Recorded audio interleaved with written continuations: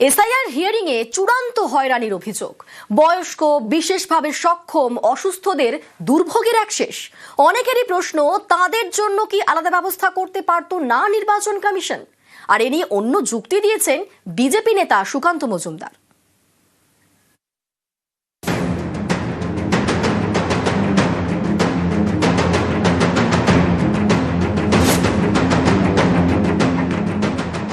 পশ্চিমবঙ্গে চলছে এসআইআর শুনানি। দ্বিতীয় দিনেও বিভিন্ন শুনানি কেন্দ্রে ভিড়ে ভিড়, লম্বা লাইন, এতে ভোগান্তির এক শেষ। আচ্ছা, ভোটটা দিতে তাহলে ভোট কেন্দ্রে কিভাবে আসবেন?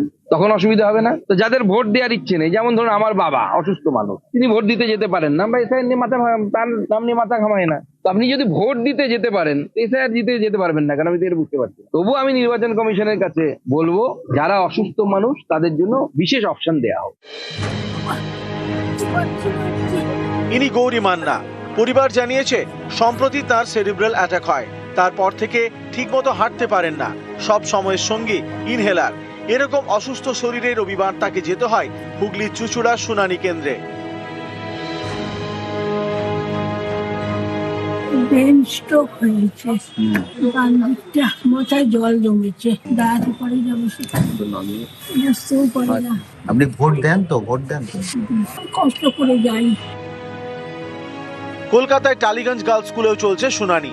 সেখানে হাজির বিশেষভাবে সক্ষম ব্যক্তি, সঙ্গী হুইল চেয়ার। আলিপুরে আবার অশক্ত শরীরে শুনানি কেন্দ্রে এক বৃদ্ধ। অনেকেরই প্রশ্ন, এই দুর্ভোগ কি কোনোভাবে এড়ানো যেত না? বিকল্প কোনো ব্যবস্থা কি করতে পারত না নির্বাচন কমিশন?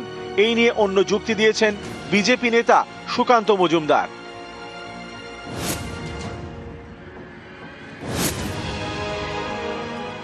যারা বয়স্ক বা অসুস্থ লোক, আমি নির্বাচন কমিশনের কাছে আপনাদের মাধ্যমে আহ্বান জানাবো, তাদের জন্য বিশেষ পোর্টালে ব্যবস্থা করা হোক।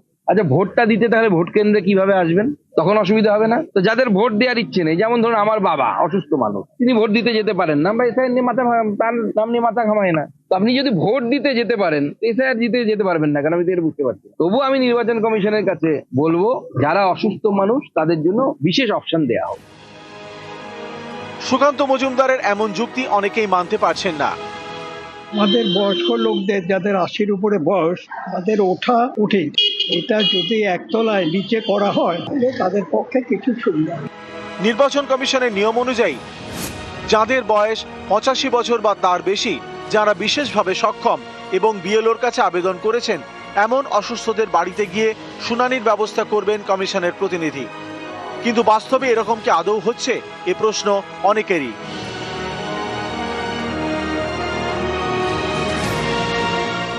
নিউজ 18 বাংলা।